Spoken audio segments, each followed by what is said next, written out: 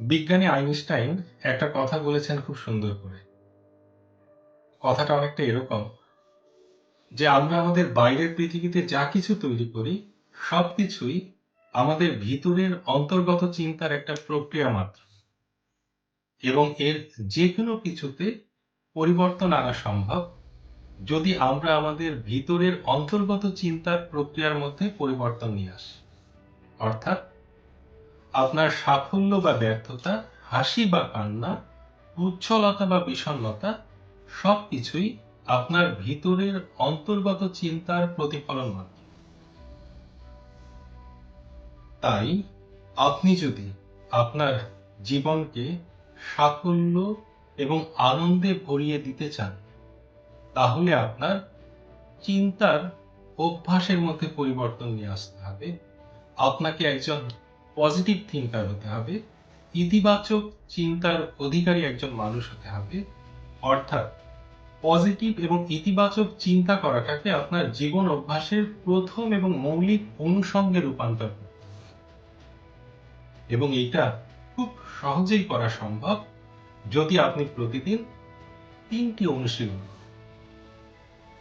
Number 1, practice gratitude. প্রতিদিন সকালে ঘুম থেকে উঠেই একটা ডায়েরিতে 3টা কারণ লিখবেন, যে 3টা কারণের জন্য আপনি ভিতর থেকে থ্যাঙ্কফুল হতে পারেন। মাত্র 3টা কারণ। Number 2, choose your word. আজকে থেকে নেতিবাচক কথা বলার অভ্যাসকে পুরোপুরি বর্জন করুন। ইতিবাচক কথা বলার অভ্যাসকে আপনার জীবনের প্রথম এবং মৌলিক অনুষঙ্গে রূপান্তরিত করুন।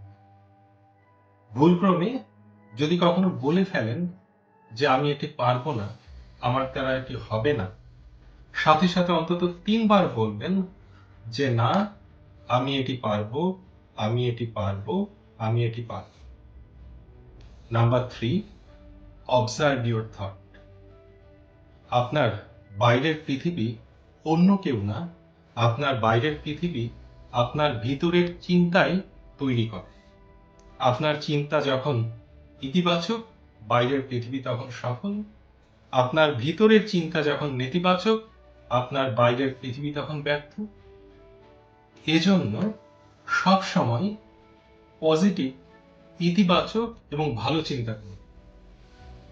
সবসময় নিজের চিন্তাটাকে, যখনই সময় পাবেন, নিজের চিন্তাকে অবজার্ভ করবেন এবং নেতিবাচক কোনো চিন্তা এলেই সাথে সাথে সেই চিন্তাকে ইতিবাচক বা পজিটিভ একটা চিন্তায় কনভার্ট করে ফেলবেন। এই 3টি প্র্যাকটিস মাত্র 21 দিন করেন, আপনার ভিতরে নতুন যে আমি তৈরি হবে, সে আমিকে দেখে আপনি বিস্মিত হবেন, কথা দিলাম।